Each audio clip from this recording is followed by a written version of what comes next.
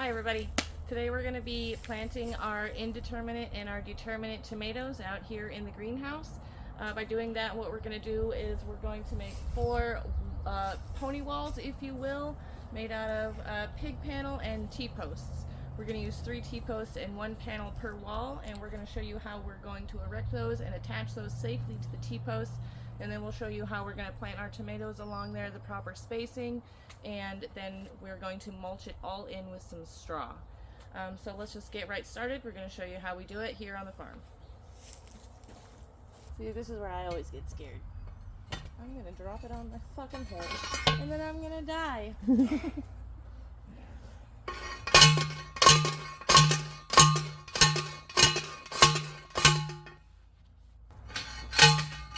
You want to begin by pounding in your T-post like you can see us doing here. We did 4 rows deep and each row had 3 T-posts. Once you get your T-posts in, then you're going to line your pig fences up on each set of 3 T-posts. Again, we made 4 walls, so we have 4 pig panels that we are placing against our rows of 3 T-posts each per row. You want to make sure you have each one lined up nice and secure and even and straight, just like you would like your garden to look. Then you're going to secure each panel to the T-posts, one on the top, one on the bottom of each T-post with a zip tie or whatever wire you have laying around.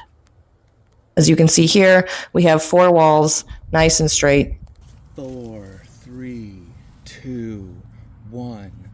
You're live. Let's mulch. Once you get everything in place, then you're going to begin mulching by just taking your straw bale and pulling it apart in little sections and just shaking it loose all throughout your rows.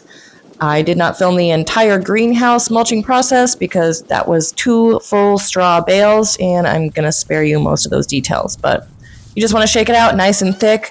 I like to have a nice fluffy layer that's about a couple inches deep, maybe up to 6 inches deep, so that you have plenty of protection for your little plant.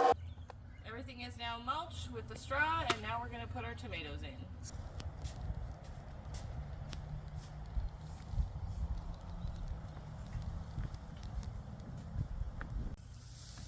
When you plant your tomato, you're going to want to dig your hole nice and deep. You want your hole to be relatively, usually a little bit deeper than the plant already is in this pot.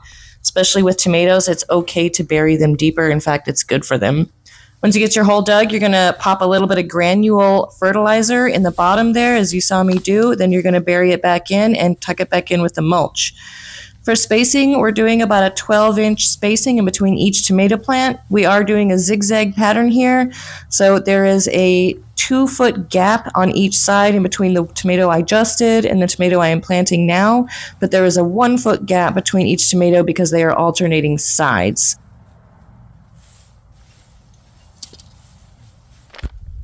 For a fertilizer, I prefer to use the Happy Frog organic fertilizer. It is a granule type, as you can see here.